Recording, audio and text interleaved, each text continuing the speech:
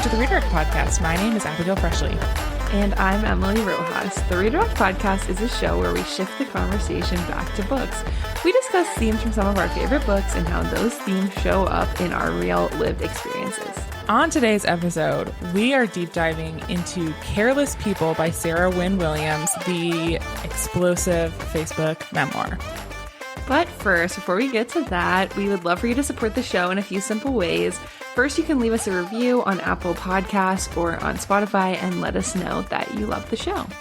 You can also follow us on Instagram or Blue Sky at Redirect Podcast. And if you really, really love the show, feel free to share our show with a friend. We have some really fun episodes coming up on our content calendar. Great time to share a show with a friend.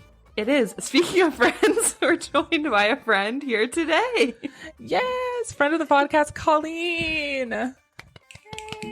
Hi. Colleen, introduce yourself. Actually, we didn't tell you we were going to do this, but you have to say like a few of your favorite books so people can understand your tastes. Yeah, or what genres you like, or authors, anything. That and you who like are you? Books. And who are you? I am so excited to be here. I am Abigail's LA friend, and I am Emily's friend by proximity. And I am also an avid Redirect listener. And I am in a romance book club with Abigail. That's how we met. But my primary genre, I love a banger of a memoir, as we'll get into today. And I'm a big fan of thrillers and mysteries, and especially spy stories.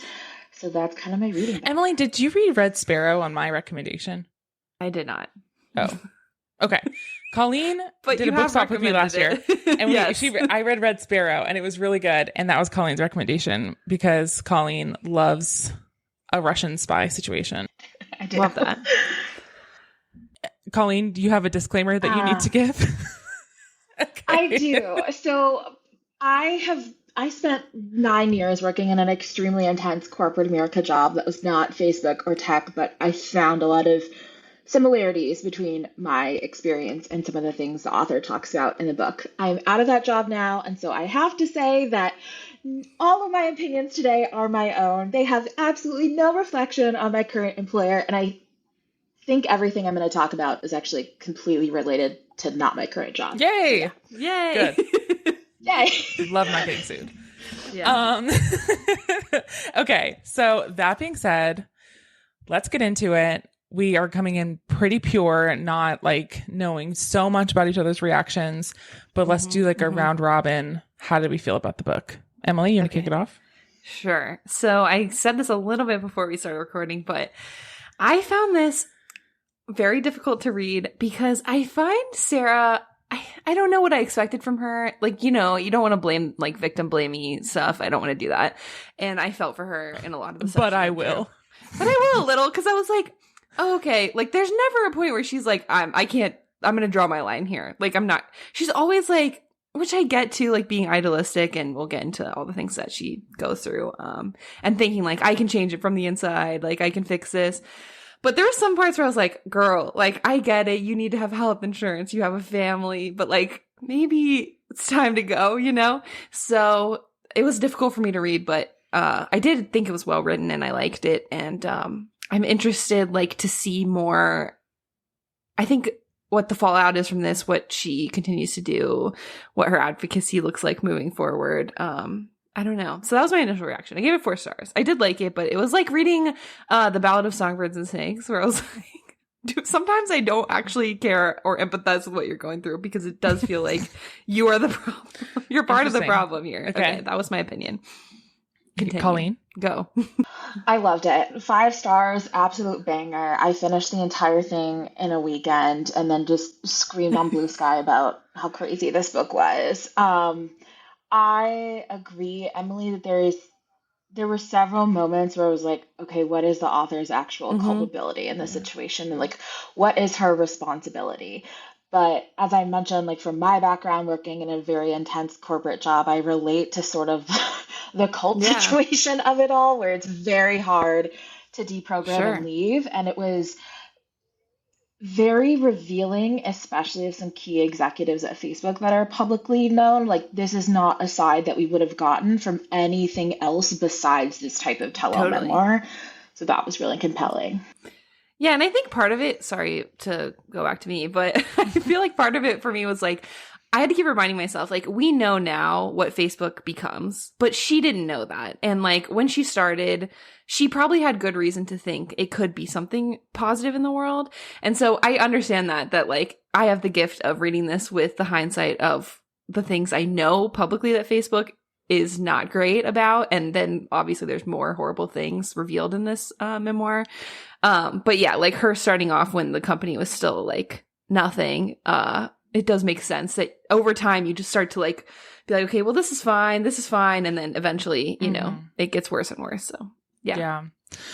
I mean, I loved it. I thought it was extremely juicy, but I also share your feeling, Emily, where I'm like, oh my God, girl. like I think a little bit, I would just, so we'll kind of like start talking about the book a little bit. Sarah is the former like director of global policy, I think was her highest title for Meta, Facebook first and then Meta. I think just like off rip, like she and I wouldn't really be friends, I think. Yeah. Like to start, like she's very intense. She wants this job so bad. And so I think like while she is one of the better people in this whole system of like horrible people, careless people that run this tech corporation, like she is still one of them, I guess, in the sense that like she really thinks that the private market will save the world and that a corporation led by really rich people is ultimately going to save the world. And she does call herself out in very early in the book for being pretty naive about that. Sure. But yeah, there are moments where I'm like, oh my gosh, I just don't feel bad for you. And there are some moments where I'm like, oh my gosh, I do feel bad for you. So it's complex. And I think that is probably, it is complex because she's really honest about herself, which I think she deserves recognition for, that she was really honest about the ways that she contributed and like didn't contribute, and like the moment she stayed silent when she didn't in her time at Facebook. So a lot to get into. Yeah, so much. I will also say in her prose column, nobody else from Facebook in that era has come out and written anything similar to this. And I believe she did testify in front of Congress. So as much as happened in the book, I think from this type of mindset and culture, taking this step is actually revolutionary. And totally. I mean, part of the noise around this book to begin with, why we read it, was because she is facing litigation from Meta because they have accused her of violating her non-disclosure agreement and for defaming them through this book. And they actually did win a ruling from a judge that they had to like pause the marketing of the book and the like rollout of the book, which actually kind of backfired on Meta because people hate them. Yeah. So now people are reading the book because of the noise around it. And like, that's how I initially heard about it. So yeah, it does take bravery to do something like that, knowing that. Oh, totally. That's going to happen to you. I think too, like that's very on brand if you're reading this book to come away with the fact that Meta, I think she says it at the very end, like Mark Zuckerberg had the right idea at the right time, but every single thing he's tried to do since then is like a failure or a flop. And like, he's not some genius. He just kind of stumbled onto this massive success and has been treated as like this extremely intelligent person because of it. And I think that's an example of it. Like I feel like if you think about it for a second, hey, if we go after this person, that's going to bring more attention to the book than if we just kind of let it, die out or whatever. But yeah, the critical thinking. Okay. So we know where it goes, but I'm going to pull us back. Where does it start?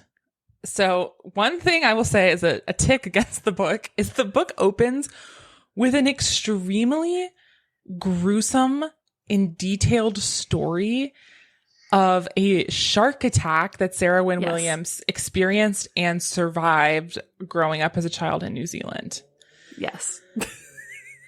I know that Colleen didn't do well with this. Oh my God. It was horrifying. It was. Also, It was. Emily, you're like kind of famously afraid of, or you respect the ocean a lot. I respect the ocean. Yes, I have a lot of respect for the ocean. This was a little bit traumatizing to read about, but at the same time, I felt like this does explain her as a person because she gets literally bit, like a chunk of her bit out by a shark. She's like bleeding out, but the shark also rips off her bathing suit. So instead of being like screaming for help, she's like, "Oh, actually, everything's fine," which I do kind of relate to.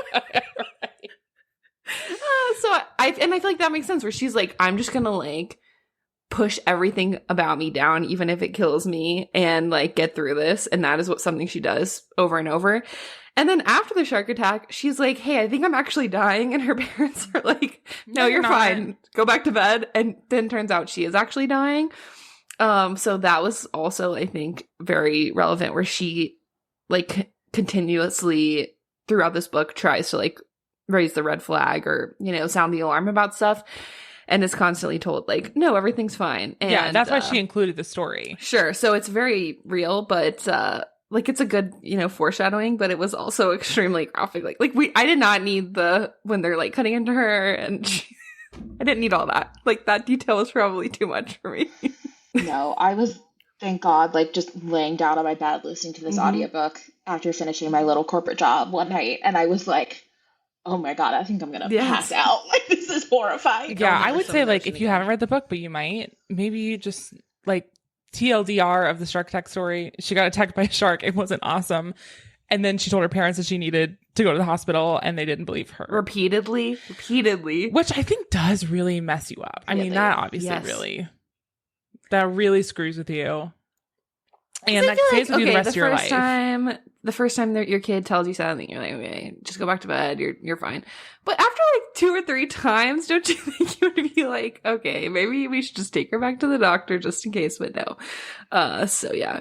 Anyways, that's how it starts. That's how her whole thing starts, and then she becomes. Her special interest is. Her special interest is like global policy for tech companies.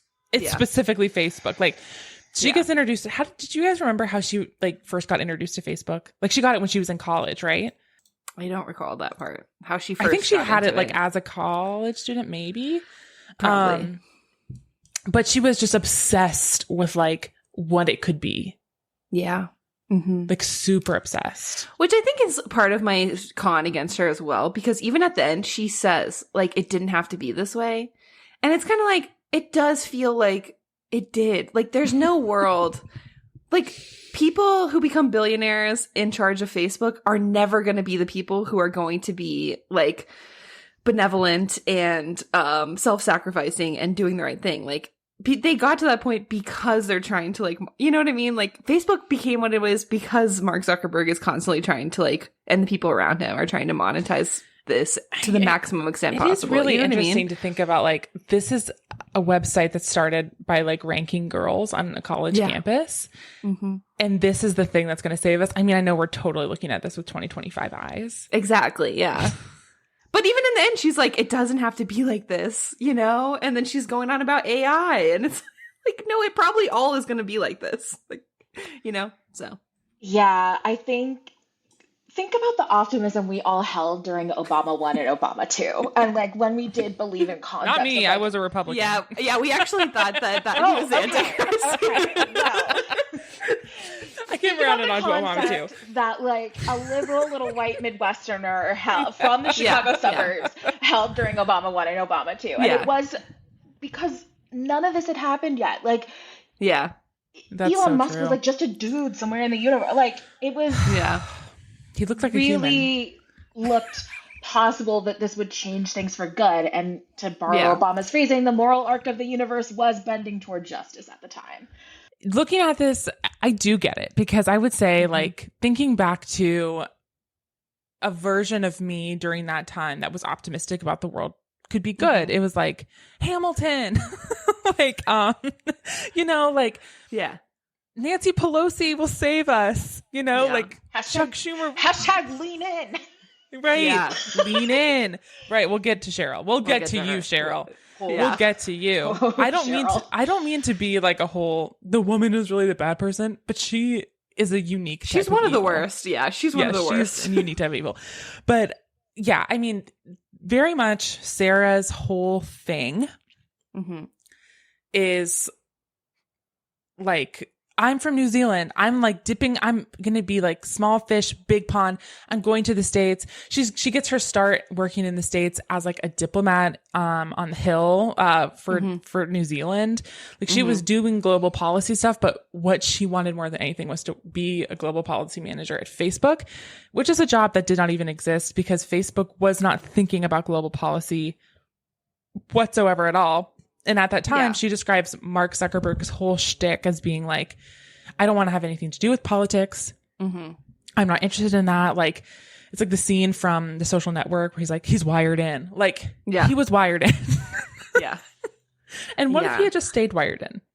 You know? The way she depicts Mark Zuckerberg in this is so interesting to me because there are several moments where she like almost softens him. Like to me, he comes out the best, which I mean, there's a lot of horribleness in this book. So it's like not saying much, but like there's moments where he's like tender with her. And then like, he's depicted kind of just as this like buffoon who's completely insulated from society and everyone is just constantly being a yes man too. And it's almost like, well, it's not really his fault if he's like low-key evil because everyone's just telling him all the time how great he is and doing everything for him. And he has like no touch with the outside world at all whatsoever. So anyways, I just think that's a very interesting part of this where it's like Mark Zuckerberg, I don't know. Well, yeah, and at the beginning of Facebook, when she joins the team, so after she like basically stalks the hiring manager to get a job, she creates a job for herself. Can we talk about this because she wrote several manifestos on what on what global policy at Facebook should be, and the way she initially gets connected is she finds this woman whose job is listed, and then she on Facebook and finds she has one connection with her and then reaches out to him, goes to like meets him at his house and was like basically gives him the spiel of her manifesto and then was like, would you introduce me? I really want to pitch this to her. And he was like, I will. And then it is like months, maybe even years of periodic phone calls with this woman where she is pitching varying lengths of this manifesto to her. And this woman will occasionally call her for advice that Sarah gives away for free to a company she does not even work with. It is That's strike one. a crazy process for her to get in the door. Yeah. And then she gets hired and I'm pretty sure she's making like really like poor pennies. Like she's not I mean at that time they gave her stock which obviously in the end like ended up being really helpful for her in trying to buy a home, but like she decided she's gonna go work for them for like I don't know like $60,000 or something. Like it was not a lot. Always negotiate your job offers. This is a PSA to everyone, anyone. That's listening. So real. Negotiate up your salary because otherwise you end up like Sarah selling your soul for not that much money. If you're gonna sell it, at least get rich.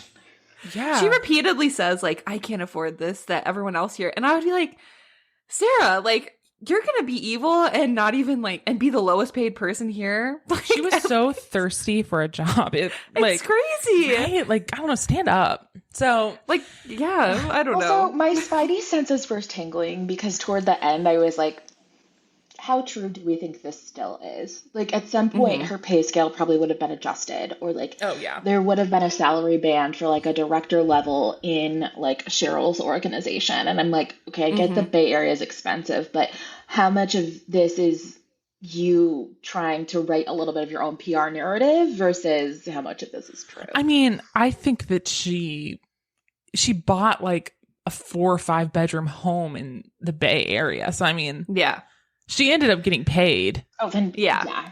Sarah, you're not. Right, like she came was a nice little fanfic you wrote on the side about yourself.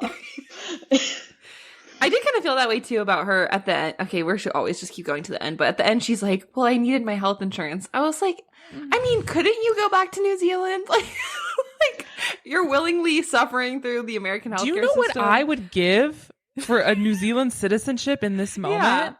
Like, I know that's probably not ideal, but, like, you do have other options. You're not even a citizen. Like, she couldn't even get her citizenship here. Like, go ahead, you know. Like, I don't know. Whatever. We'll get to the end again. Also, Continue. her husband had a job this whole time. Like, one option, Sarah, was going on your husband's health insurance. Let me tell you, if I was that husband, I would have divorced her a long time ago. That husband is stronger than He went through some crazy things. I actually Googled last night to see if they're still married because I was like, how? Well, the book was dedicated to him. Yeah, they are. Yeah. They worked it out on the remix. Against all odds. I mean, I would not. If I was him, we'll get into it when we get to the pregnancies. Yeah. But going back to our journey. So she comes back. She comes on at Facebook. And at this time, Facebook is really operates in two wings. There's Mark's side, which is all of the engineers, the guys, the incels who wear bros. Jeans and flip-flops and are wired in. A quick aside, one thing that really pissed me off was that Mark worked not 9 to 5.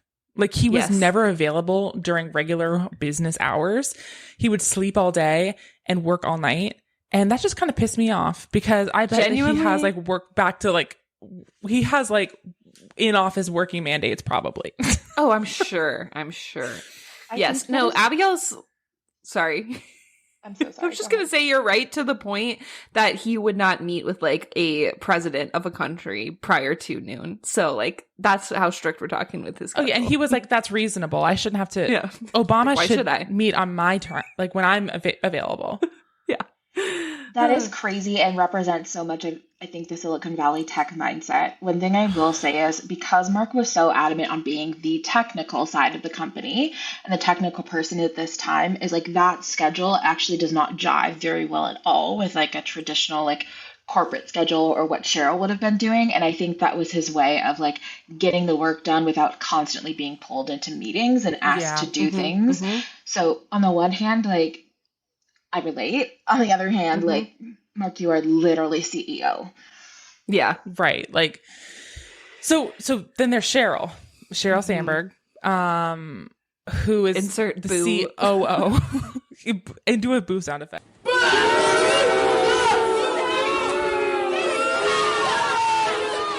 Yeah. The personification of like Mother Gothel, I think. From Tangled. The worst. Like, the worst kind of woman. Steps on other women's backs and breaks their necks to like elevate herself and make money for herself. If this book is to be believed, she is an abuser. She is a weirdo person. Yes.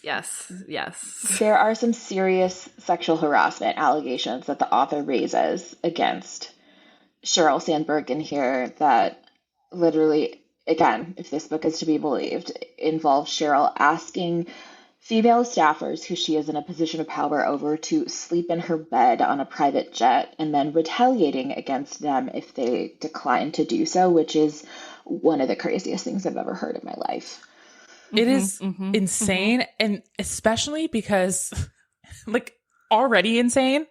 Yeah. But then the context for these trips that they're going on are their like lean in visits. So if you weren't a woman in 2010, she has this book called Lean In. It's like this whole movement and an organization. It's about like how to be a woman in the workplace. And it's kind of trash now. Yeah. But one of the things that she talks about is like, don't leave until you actually leave. Like for staff who like have a baby. Okay. So like, work every minute until you have that baby. Like, don't leave before you leave. Don't check out early, basically. Yeah. And so she is requiring, so at some point in working for her, Sarah becomes pregnant and she requires her pregnant employee to fly at a high risk time of her pregnancy as basically like visual candy to support Cheryl's whole thing about like pregnant women working all the way to the end. And like Sarah's in a seriously like high risk pregnancy. She almost loses both of her pregnancies. She's asked to travel to like the epicenter of the Zika virus while like greatly pregnant and basically just pressured to do so.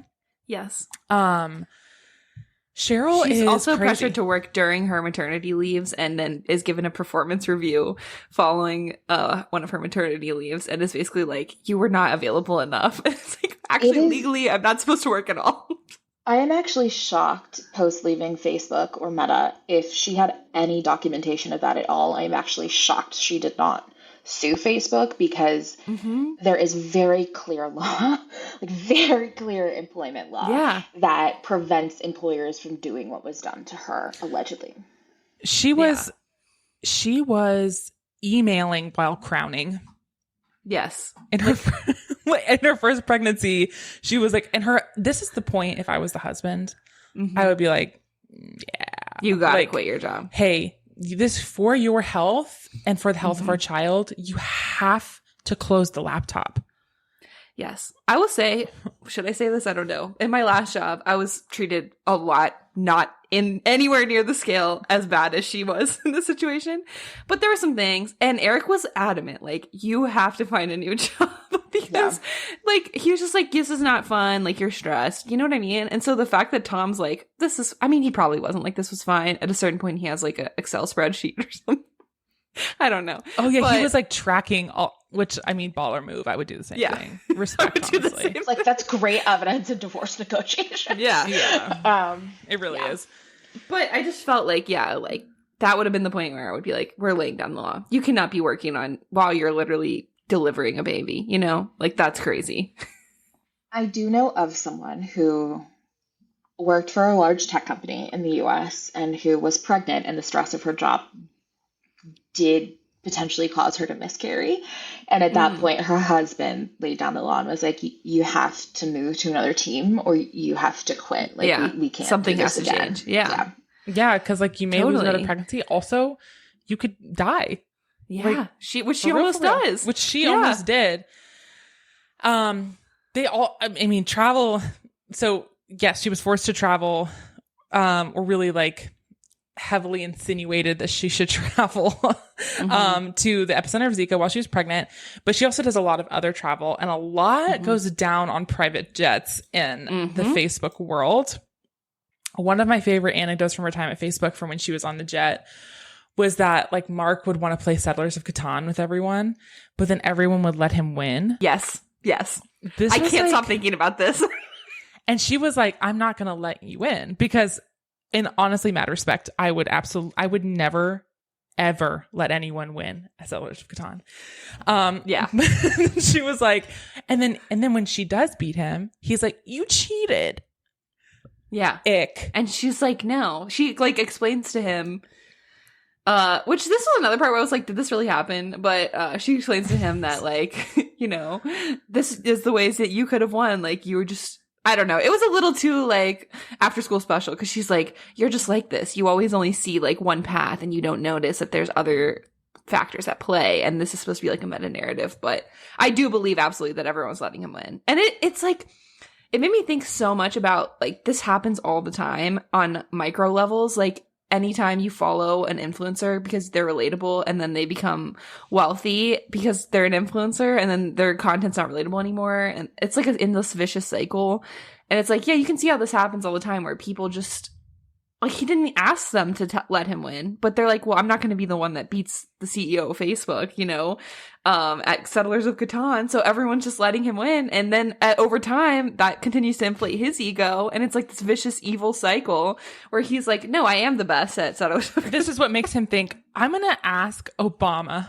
Right. During his trip to Peru, if he would take a day off to hike Machu Picchu with me. Like he obviously wants to hang out with me. I'm awesome.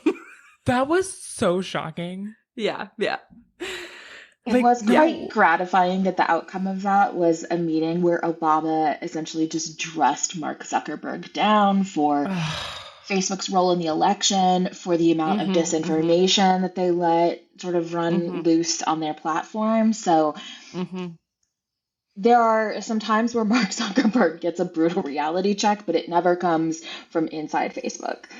Yeah, no. Nobody around him. This is part of Sarah's job at Facebook too, is she's getting Mark more and more involved in global policy and meeting with heads of state.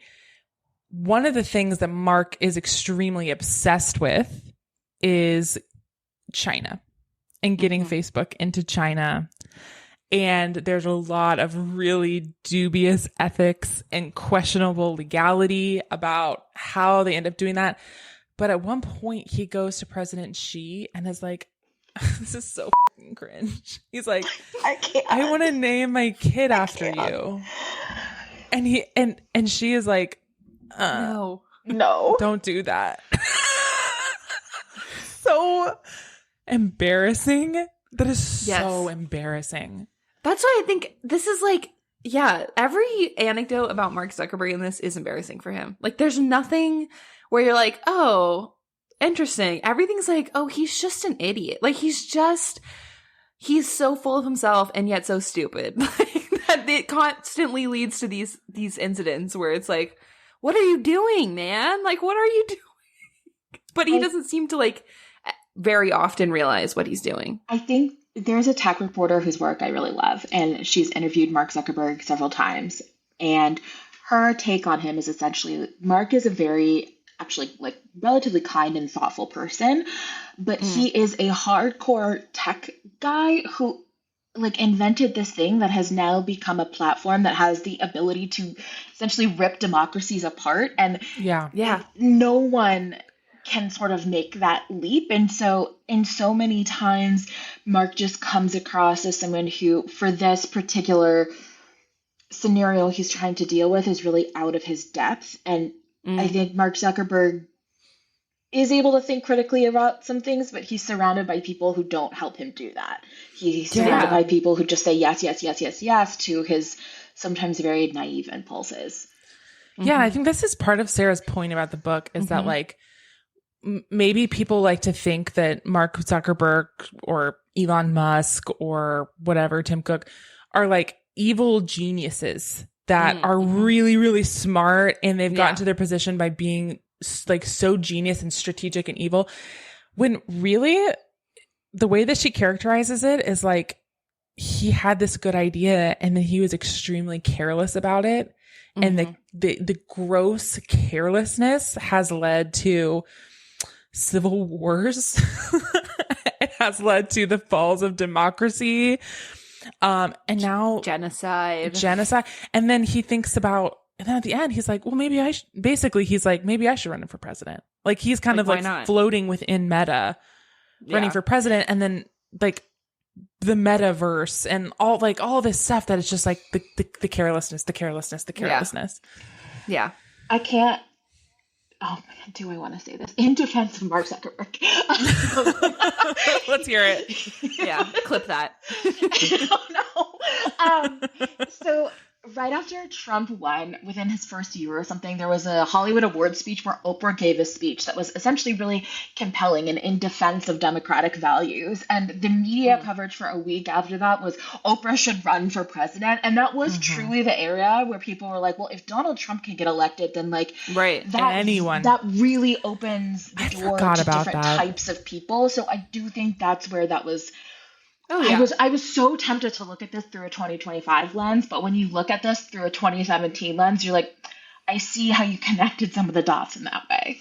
And I just hope that he gets too scared, or I don't know, because people would so vote for him. It would be so bad. Well, it's like she says, like, he has he basically decides he wants to run for president low key after it's explained to him in detail how Facebook is complicit in Donald Trump being elected and the kinds of campaigns they were running and how they kind of gamed the Facebook ad system to both increase voter turnout for Trump and depress voter turnout for any other candidate. And he's like, well, I could use our system that same exact way. And so it's like, yeah, I see how you make that, like, with no oversight, because no one could tell me what to do because I own this, and like I'm beyond any government and any governing body of this entire world. So like, why wouldn't I use that to elect myself? So that was disturbing. Yeah. One of the things that I often talk about in my field of work, like the social justice field, is thinking about things from a systemic lens. And in some ways, this story about what happened at Facebook feels almost like an MLM, like this infinite growth mentality. But like MLMs, their whole shtick is like, this will work if there's an infinite number of people that we could recruit into the MLM. But at some point, that doesn't work. Right. And Facebook is just obsessed with like, we have to get more users. But at some point, there are not more. There are no more people. There are not more users. But the spirit behind all of this, and like the spirit that drives their desire to have more and more users, is essentially like rooted in white supremacy and colonization, and just being like, more money at the expense of anyone really that could be negatively impacted. It doesn't matter like what the casualties are. It doesn't matter if it's not safe to send our staff member to Myanmar with no access to cell service or internet and no Google Maps, and ask her to have meetings with a military junta about getting Facebook on the phones of people, and like, whatever the cost, it's worth it so that we can make more money. And all of that is like perfectly reflected in the whole Facebook like slogan of move fast and break things. It doesn't matter what we break. Let's just move fast and everything else can just get out of our way. And that feels clear. I think you're going to say something, Colleen. There's a really pivotal conversation in this book that happens on the private jet, like you mentioned, where a staffer is finally able to break down Mark Zuckerberg's defenses and explain Facebook's role in helping Donald Trump win the 2016 election. And that is really a moment where you kind of feel the world turn on its axis. And it's also a moment where I think it becomes clear that evolution of the tech industry has changed, where to your point before, it was grow, appease our shareholders, show we are the dominant provider of this service everywhere in the entire world. And then it kind of switches to becoming this arms race, where it's like Facebook has this unique ad targeting capability that no one else has. And if it can be used to win elections, then like this is now the focus of our business. The focus of our business, getting every user in the world becomes secondary to that. And then what's not covered in this book, but is alluded to at the end, is Facebook then does that with the metaverse, which they don't have much success at. And now they're doing that as part of like this Gen AI arms race, right? And Facebook is one of the front runners of that. And that's really like, that conversation is so pivotal to the change of the direction and the shift of mindset of executives of Facebook in how tech has played a role in the world, and like where Facebook as a company went after that. Yeah, I think because when I was reading this, I was like, when Facebook started, it was so much fun. Like it like you had your little flare walls and your like, pokes. You know, pokes, and there were so many fun things. And now it's like, oh, it's like a cesspool there, and that doesn't matter because it's actually not intended to be fun, or it's not intended to connect people anymore. Like you're saying, it is intended to manipulate things on a global scale to help brands make money and to get politicians indebted to Facebook. Like that's what the intention is. And it's just bizarre to think about how it started, like you said, well, as a ranking women college app, but you know, by the time that we were getting on it, I feel like it was like a fun place, and now it's just like a cesspool. Yeah. I will say Facebook has done, there are now restrictions on the things that you can target on. And part of what was kind of surprising to me, there's a scene in the book where Sarah finds this deck internally that shows that Facebook Australia had done this presentation to advertisers that is like, we are able to target 13 to 17-year-olds, and like, here are all the different behavioral signals from our Facebook platform that we can use to target them. And it was about when teenage girls delete selfies on Instagram, they're feeling insecure, they're feeling worthless, and brands can target them. I can't, like, there was the whole Cambridge Analytica saga after the 2016 elections. There are now more restrictions that Facebook has put in place on what you can and cannot target. Like, I don't know, at least for the purposes I've seen it used, I don't think you can target by like race. They've cracked down on a lot of that, but the problem is that it's that move fast and break things mentality of like, well, you didn't crack down on it for like a few years. And so even though you like actually have put real safeguards in place for this core technology you have, the general public doesn't think about that. And also like you didn't admit to any of this at the time. Yeah. Like you just buried it. Well, and I think the whole point of the insight she gives us too is like, they can say that, and that can be the official policies that they have, but it feels like it just takes one compelling argument to Mark Zuckerberg for him to be like, okay, well, this country or this company or this individual will overrule it for them. Like, there doesn't seem to be any consistency with the safeguards they put in place. So it's like, who even knows, like, what's going on? You know, like, it's they did the fact checking thing for a while. Now that's gone. You know, it's like, there doesn't seem to be a lot of like internal consistency with what they're doing. That's a really good point. And I actually think the relationship with China is the biggest evidence of this. Facebook fought back really hard against the US government for any data sharing that the US government wanted, privacy restrictions that they wanted to put in place, and Facebook was essentially willing to volunteer to do all of that for the Chinese government to get into China.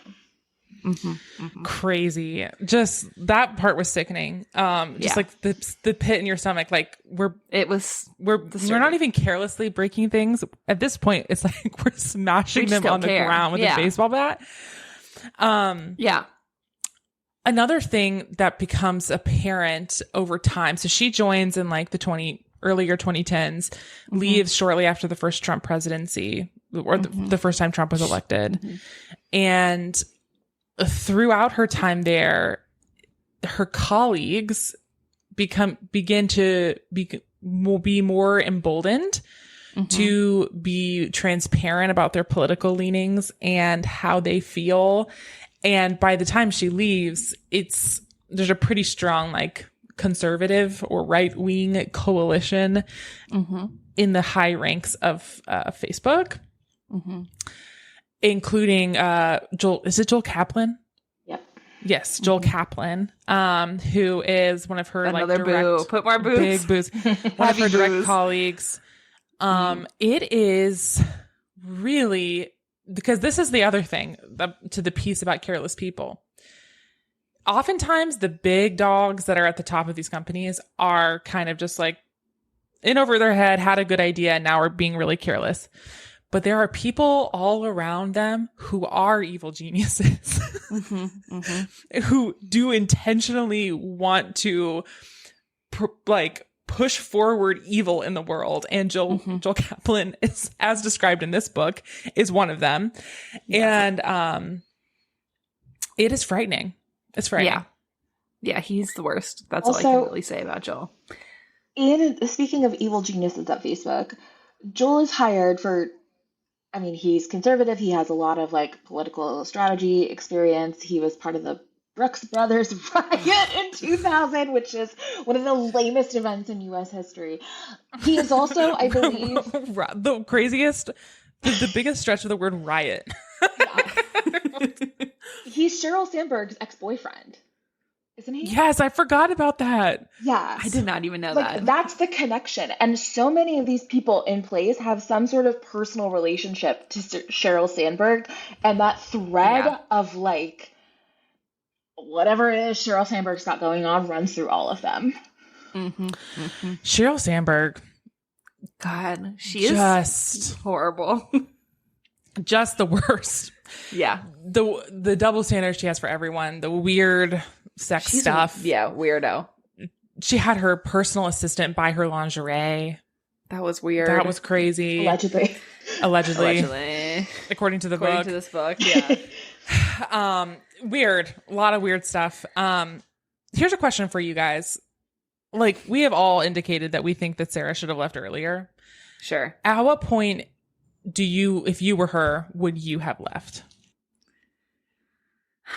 I don't know, because as much as I am hating on her, right? I do understand that over time you justify a lot of things to yourself, and it does kind of slowly escalate. I do think, at least at the point where she saw the documents that were like, people may die in China because of what we're doing, that would probably be like, okay, like, I don't think I can be chill about death, you know? Like, that would be like maybe the line for me. But I do understand, like, this is all insane, but like, I don't know, like, I wish she had maybe gone in a little more into like the justifications at the time to herself beyond just like, oh, well, maybe I can fix it from the inside because I think that's stupid. respectfully. But like, I do think like over time you just grow accustomed to things. And I can, especially like the sexual harassment stuff is weird, but I know a lot of people are in these situations and don't feel like they can do anything about it. So that's fine. But yeah, the death in China was like, okay, all right, you're starting to lose me here a little bit, Sarah. Like, Yeah. I don't know how we can be chill about this, you know. What do you think? I I had an initial answer and I had to rethink it. One of the big plot points in the book we've already talked about is how Facebook responds to Sarah almost dying during her second pregnancy and delivery. And really, she comes back to work the first day. She's given an unofficial negative performance review. And the feedback is that she could have been more responsive.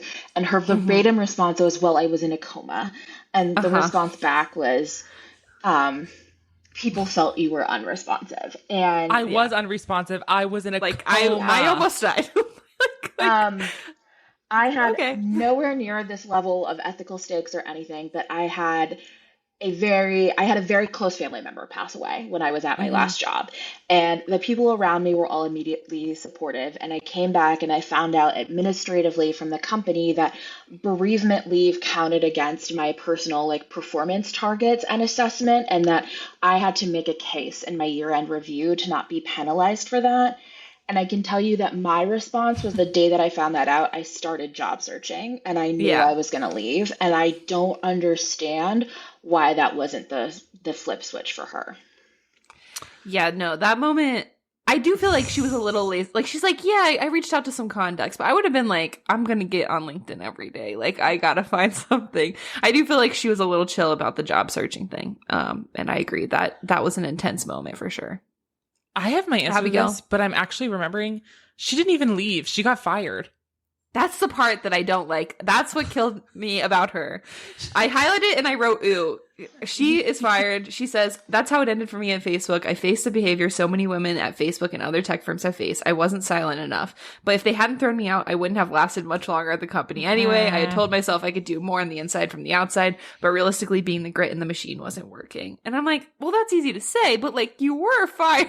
So yeah, I don't know like how much longer she would have lasted, because if you're okay with like, by this point, she's witnessed Facebook not only treat her horribly, not only that she was on the receiving end of sexual harassment from multiple supervisors, not only like what you just mentioned, Colleen, but also she's witnessed, again, the death in China incident I mentioned, the Myanmar genocide that was like pretty directly, you know, helped on by Facebook and their refusal to intervene, the Australian pitch deck about targeting teens, and one teen taking her own life after like some similar targeted ads hit her. So like if you're cool with all of that, like what would it have been for you, Sarah? That's what I would love to know. Like what would have been the red line for you? It's interesting because throughout the book, she actually does say she has one ethical red line, and it's working on anything to do with Facebook China policy. And post her maternity leave as sort of an alleged punishment, she had been handling policy for Latin America and Asia. And she's told you can only do one of those. We're splitting your job. She chooses Latin America because of her red line. And then they say, well, until you hire someone to take over your job in Asia, you have to run Asia. And by the way, you have to run China. And that was her stated consistent one red line. And she was willing to cross it. Yeah. She did that. And that's why it's like, I think great that you wrote this book, Sarah. Great that you're exposing this. Great that allegedly while you were there, you were trying to like raise concerns. But, you know, people have all sorts of extenuating circumstances with like people do this and they don't have a supportive partner who also has a job. They don't have citizenship in another country with better healthcare than we have. They don't have like the support that you might have had, and they still quit anyways. Like there has to be a point if you're going to paint yourself as like a good person where maybe you would have quit. She's also in the luxury trap, you know, like, yeah, she has gotten accustomed to this lifestyle. Like now what do you can't just, I don't know. And honestly, I do believe that there's a part of her that was like, I'm the only one here who's bringing up these concerns. And if I go, they're going to hire someone who's just like them. And there's going to be no one here who's going to say like, hey, this is wrong. And I can see that story maybe helping you sleep at night. Y'all remember during the first Trump presidency, there was like that Wall Street Journal, like anonymous op-ed thing. And it was from like, there are people and like, there are grown-ups in the Oval Office. It's like, we are here, like making sure. Don't worry. Like, girl, if you don't. Like, you're still there. You're still there. But yeah. You guys are both stronger than me, because my answer to that question of when I would leave, it would have been early days back when they sent her to Myanmar. Babes, I wouldn't have gone to Myanmar. What do you mean? Well, there's a point very early on where she was pregnant too when she went to Myanmar. Are you thinking of Korea? No, I'm talking about early days. She went to Myanmar. Yeah. She was early in her pregnancy. She goes, she has no cell service, no Wi-Fi, no money. And she has to hitchhike. No, that was with a rough some one. Random to the military junta. I'm sorry. There is no job. There's no way. I'm not doing that. She walks in that meeting and she like doesn't fully know if she's going to come out of that meeting. Like, yeah, she's like, I might die here. Oh, she doesn't speak a single word of Burmese. Okay. Yeah. There is not, I'm not doing that. No. There's also a point early on where basically there's a arrest warrant out in Korea. This is what I was thinking of. For Mark Zuckerberg and for Cheryl. And they're like, okay, well, we can't send Mark just straight to Korea because they might arrest him. Like, so we need a body. Like, we need someone from Facebook who's going to go. And if they get arrested, then we'll know it's not cool for Mark to go there. And everyone's like, who could it be? And then everyone's just like, yeah, who could it be? And then she says, eventually the silence becomes awkward. I slowly realize everyone is looking at me. The least senior person in the room. Me, I ask, as if there's been a terrible case of mistaken identity. Elliot nods. I'm the body. Like, yeah, no, I would be like, actually, I quit. I'm not going to go get arrested in Korea. Like, that is like straight off of an episode of Succession.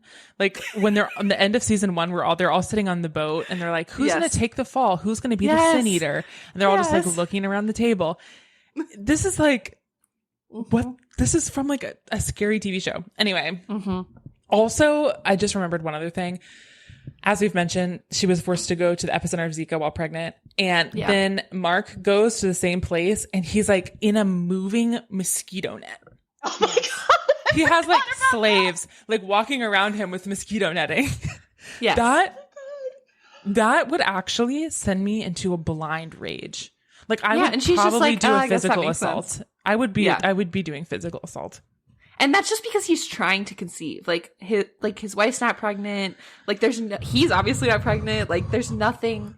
Like there's no direct threat. He's just like, I want to hear Mark Zuckerberg and trying to conceive in the same sentence. Oh, that was insane. That was like actually you could have left that detail out and I would have been. This is you. Take out the shark bite. Take out the trying to conceive information about Mark. I'm good. Didn't need that.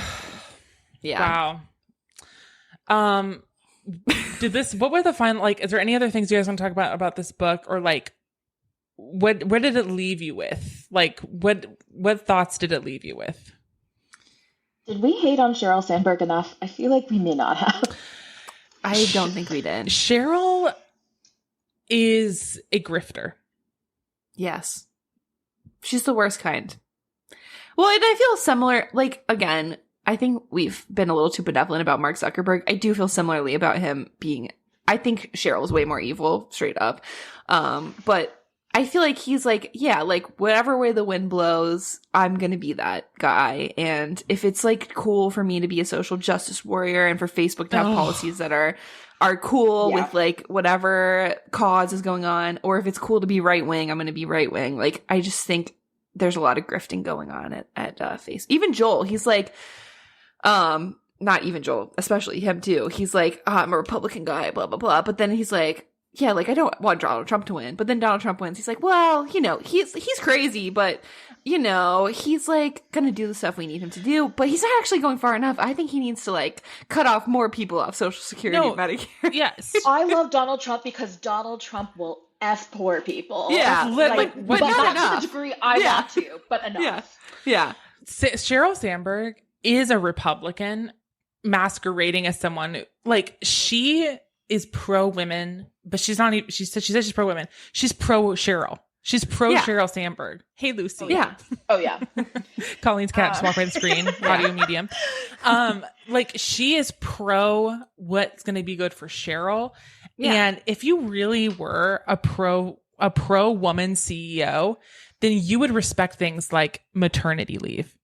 Yeah. You would enforce things like family, like paid family time off. Like, you would ensure that your like pregnant, high risk pregnancy employee was like safe and able to live. Like, those are that's the bare minimum of what it would mean to be like a pro woman business leader.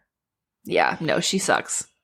It's interesting because I've seen this happen so many times in companies with like, think about mental health initiatives in companies instead of like female like equality initiatives, where it's like it becomes this big talking point. People care. There's all these resources they'll give, but the message that's really sent is then like, if you are breaking down at work, if something is not right, if you are having to take mental health days, if you're going through something really serious, what happens is, well, you're not taking care of your mental health enough like we told you to, and you're not using these resources that should fix it. And so sometimes I get suspicious when a company like Facebook and a woman like Cheryl is pushing all this gender equality messaging, because what that really turns into is it's actually your personal fault if you are not able to work through a high risk pregnancy or achieve these things, because we've given you the resources and the political backing to do so.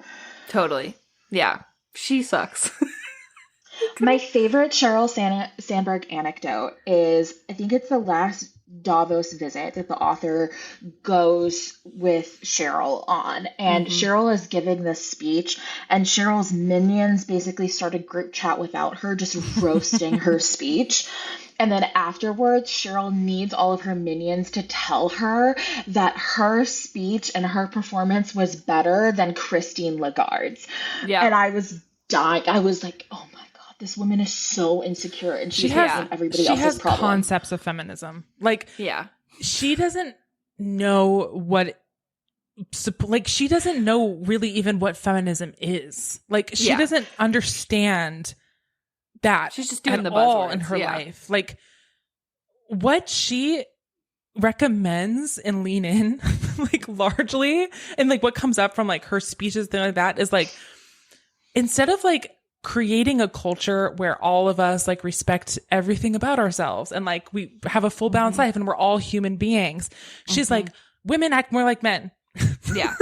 It's like, and I'm gonna big dog other women, and I'm the best woman. And it's like, this is crazy. And also like, I'm gonna me too my employees, allegedly. Yeah. Well, that anecdote, Colleen, you were talking about, I'm like, that was another time where I'm like, are you dumb, Sarah? Because she writes it as if she's like, oh, they're lying to her about loving everything she does. Like, that just dawned on her for the first time, that people are just being fake at work. Like, that part was like, okay, yeah, no, everyone's playing a game here. I would say there is maybe a greater than zero chance, given the level of interest that Sarah has in global policy for the tech world as like a teenager. And then her lack of awareness about some of these social things that's going on, that there's some sort of neurodivergence going on that's playing into like the amount of time she spent at Facebook not being extremely repulsed by some of these people. Like, it wasn't clicking. I also do want to mention, I just Googled this. She left Facebook, this is according to a Guardian article, she left Facebook in 2018 to work on, and I quote, unofficial negotiations between the U.S. and China on AI weapons. So maybe Sarah Wynn-Williams is not the bastion of like ethical tech that this book makes her out to be. No, she did a great gossip. Like, she's doing it again. Like, with to me, AI is the same thing. It's not going to be a good thing. It's not. Like, no matter what you think, Sarah, it's not. We haven't learned the lesson from the first time, which is, it doesn't matter what the tech is. If you put careless people at the top of it with an unlimited budget and no laws and no checks and balances, it's like, I wonder if they'll use this to kill people. Like, humans will do that. Yeah. It could be, but the lesson of this book is that nothing has changed. Yeah. Like people at the top of tech did not learn anything Yeah, right. about this. And at the risk of, I think, misquoting Taylor Swift to Two Swift, what is it? Like, I think I've seen this Film before. Film before. I didn't like the film ending. before, and And I I didn't didn't like like the the ending. ending. Exactly. Like, here we are again. Yeah. But like, here you have inserted yourself, Yeah. Sarah. Like, You're still doing it. Yeah, I want to say too, my last note about Sarah, thank you for writing this book, but I will say, like, to me, it did feel a little bit like, why are we spending a little bit more time, energy, stress, angst going over, again, I get this impacted you directly, but the Joel sexual harassment, which was intense and horrible and bad, and that deserved its own writing. But then, like, the Myanmar genocide, it felt like those two were, like, too close to the same level. And I was like, Sarah, one of these things is objectively way worse. And it feels like both of them were like, well, there's this, you know, sexual harassment thing, this genocide thing. And I would have just liked maybe a little perspective on those incidents that didn't feel totally there. Like, but I do feel like that's all, honestly, too, like, people who are really into, like, global policy and world stuff and, like, the UN, where it's like, these things just happen and there's, I don't know. You know what I'm saying? I know what you're saying. I think, Thank you. I think that if to stay and be as high up at Facebook for as long as she did, you got to have a little bit of that same thing that she is calling out in everybody else. Yeah. Like, she didn't get eaten up. You know, she climbed the ranks. Yeah. Like, she played the game for long enough that she had success. And as is laid out in the Facebook culture that she describes, it's a move fast and break things scenario. So to assume that she also did not move fast and break things while she was there, Right, is naive of the reader. naive. Yeah, and ultimately she is fired because allegedly, because she kind of refuses to stop raising the issue with Joel, because she was it was heavily implied to her that if she kind of let it go and didn't complain, that he would get better and he would stop sexually harassing her, which, again, with the naivety, but it gets worse. He escalates his behavior and she's like, hey, you guys kind of led me to believe that it would be okay if I didn't complain, and it's not, and then she's fired for that. So that's how her time ends. Speaking of glazing over important geopolitical events that Facebook has a role in, within Careless People, there is a journalist from the Philippines named Maria Ressa who's mentioned. She came to prominence for many reasons, but she published a series after Rodrigo Duterte, who's kind of a dictator in the Philippines, won his election, about how he weaponized misinformation on Facebook to come into power. She has been like threatened by the regime. She has been fined. She won a Nobel Peace Prize in 2021. And she actually wrote a book that was published somewhat recently called How to Stand Up to a Dictator. So if this is a topic that interests anyone, or if you want to read more about this, but are maybe would like a different perspective from the narrator, I would highly recommend that book. Oh, that sounds really good. Right, thank you. I love that. Okay, last question about this book. If you were the husband, when would you have left? I think my answer is the same. I would have left at Myanmar. I do not think I would have had a second kid with her. I would be like, we will not have a second child. You're not getting pregnant until you quit Facebook. So I don't know if it would have been divorce at that point, but there's no way I would have had a second child after what happened with her first pregnancy. I probably would have left after pregnancy too, but I think I would have been so scared that she would have worked herself to death that I would have stayed only for so my kids didn't have a dead mom at ages 0 and 3. That's valid. What's his name again? Tom. If you need help, there's a hotline for you, bro. At Redirect Podcast on Instagram. We are not equipped to help you. And then we'll text you 988. I do think, though, after the birth of their second child, when she dies, basically, he's told, prepare for her to die. And they can't stop her bleeding, and she's, dying, essentially. I think that would have been my ultimatum. This is killing you. I just watched you almost die. If you don't quit, then I'm gonna go, because I just think I don't know. Like, that's not fair to him that he had to go through that. And she doesn't really say like, hey, my stress from Facebook caused me to almost die. And obviously, like, medical things happen all the time. Maternal mortality is a real issue in the United States, which she does bring attention to. But it just feels like I could have lost you. I watched you. They told me you were going to die. You were in a coma. I can't live like this anymore, you know, where you're putting yourself at risk. Like, pregnancy aside, like, she's, again, like we said, going to countries where she could be jailed, going into like very high stress situations. There's multiple like mobs that she experiences throughout the book where like security is an issue, and I just don't think I would have been chill about that. What do you guys think that Priscilla Chan is getting out of this, Mark's wife? I had a lot of thoughts about her through this. Biggest question. Like, is it just the money? I thought about her a lot. Mm-hmm. Because or do you think she like genuinely loves him? Yeah. Or maybe he just leaves her alone. Yeah. You know what I mean? Like, because he seems really to not care that much. Because there's a point in the book. Sorry, I know we were just kind of giving our final thoughts, but there's a point where he's like, "Yeah, I might not make it to the birth of my first child," and they're like, "Oh, really? Like, what's going on?" And he's like, "I don't know, but like something might come up, you know." And I'll see what I'm doing that day. Yeah, see if time allows. Oh my god! It's like, you're the CEO, man. I'm pretty sure you could be like, I'm not going to do whatever you guys want me to do. My kids are being born. She just doesn't like she doesn't really like him, right? Yeah. Maybe she does though. But so she doesn't care if he's around. Yeah. But I don't know. She's had multiple kids with him. Yeah. I don't know. It's fascinating to me. I would love more information on their relationship. That did not seem to be something that is really witnessed by Sarah. And her time around Mark in general is like relatively limited compared to like the other characters in the story. Like maybe Priscilla like leave Mark. Right, you're tell-all. You and Mackenzie Bezos do like I'd read the heck out of that. A podcast together or something. Yeah. I need Mackenzie Bezos. I mean, I'm sure that she's like so legally like there's no way. Or Priscilla Chan is another Usha Vance. So maybe let's be careful. Exactly. Yeah. Like, she could be totally fine. That's actually the impression I got, is that she's like chill with her life, and maybe he's nice to her, and she has a lot of money, and she probably can do whatever she wants in her life. So maybe what we need to learn from Sheryl Sandberg is like, don't always expect the best out of women. There's not always positive intent. No. Don't assume positive intent. No, sorry. Priscilla Chan has free will. Yeah. So fascinating. All right. Well, should we talk about books we've read recently? I'd love to. All right. Do you want me to Emily, start? Okay. Yeah, you can start. Well, I'm continuing the streak where I'm going to recommend something you DNF'd, but this time reverse. But I talked about it a little last time.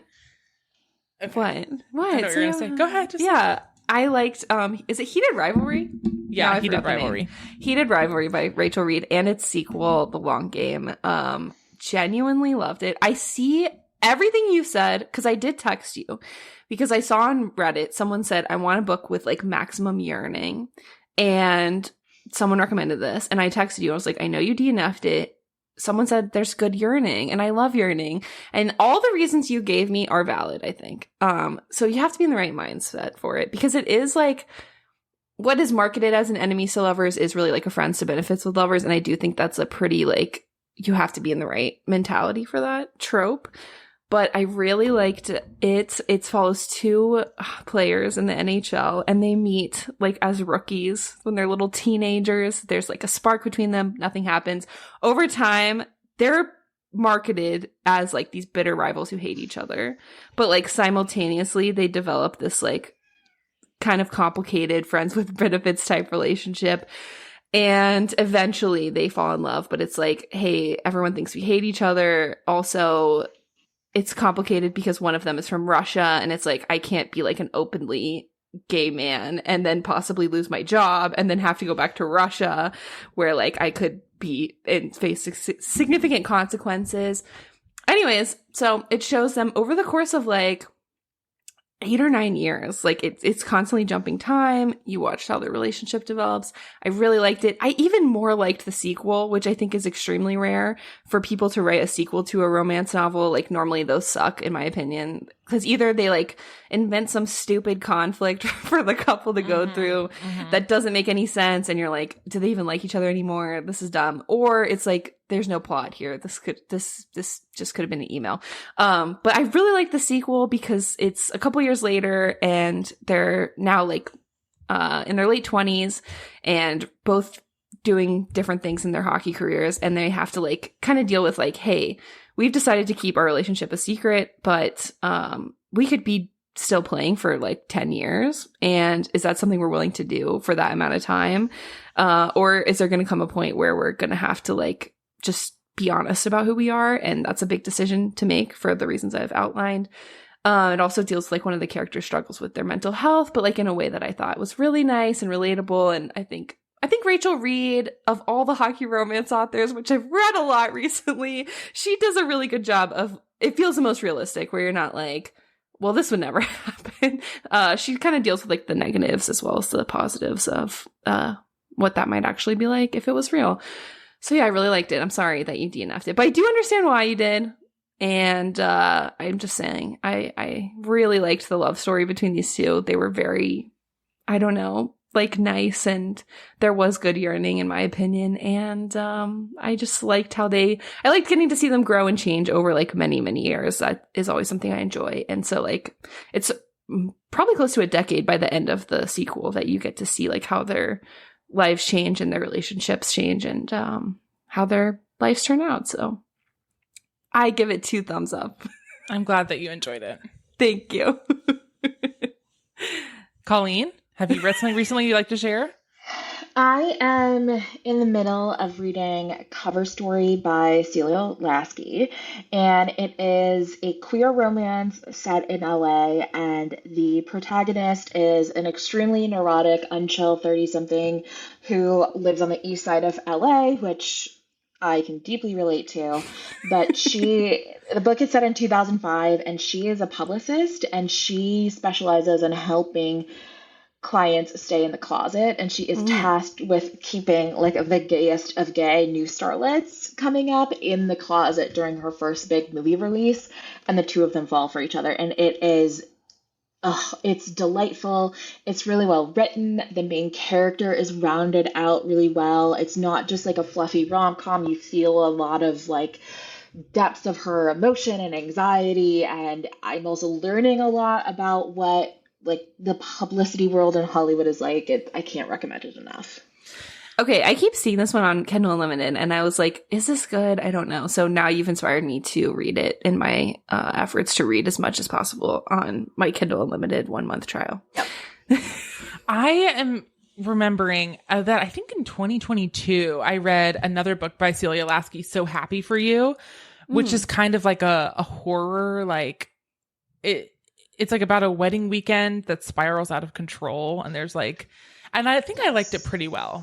So Colleen and I have already coordinated me reading her book when she's done with it. Yes. Was that her debut? Romance. So this is her 3rd book, but it's her first romance book. She's kind of genre hopped. Okay. Yeah. I think I got the book because I went to an event at Skylight and she was there with her book. So I am nearly done with The Wedding People by Allison Espach. It's either Espach or Espach. I'm so sorry. I don't know. This book is like super popular and trendy right now. I feel like I see it. I was like actually really wary to read it. Big content warning for suicidal ideation. This is literary fiction and follows the main character whose name is Phoebe, who she's had a really tough go of it.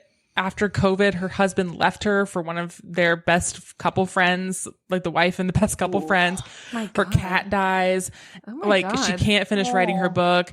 All this stuff is happening. And so she decides she's given up and she is going to book a vacation to this hotel that she's always really wanted to go to. And she's going to kill herself. And when she gets there, she's the only guest of the hotel who's not a part or like a guest or in this big, huge, like $1 million wedding that's happening at this hotel in Rhode Island.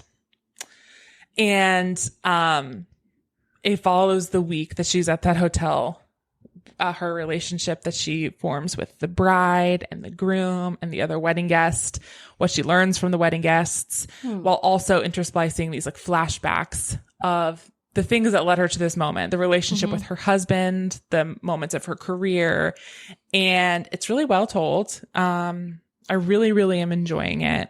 And I think I was pleasantly surprised.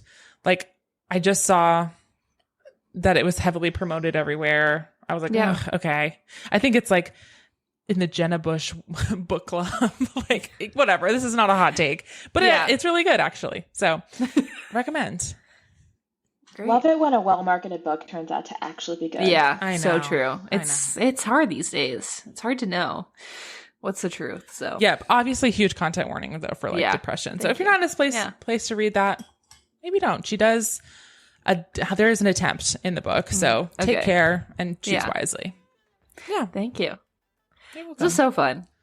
I know. Colleen, thank you for being on the show. I Thank feel you, like you really Colleen. added a lot of Yes. perspective. I agree. Oh, thank you for having me. I hope I didn't ramble too much, but I You did not really ramble too enjoyed much this. at No, all. not You're at all. a perfect guest. This was really fun. Mhm. Okay, you This guys. was fun. We'll see you in 2 weeks. Bye. Bye.